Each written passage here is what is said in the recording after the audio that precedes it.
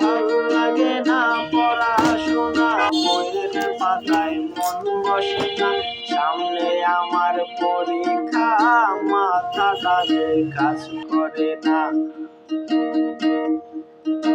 এই পড়ার কথা মনে পড়ে ঘুমে শুধু ধরে, আর লেখার জন্য কলম ধরে মাথা চক্কর মারে। আর পড়ার কথা মনে পড়ে ঘুমে শুধু ধরে, আর লেখার জন্য কলম ধরে মাথা চক্কর মারে।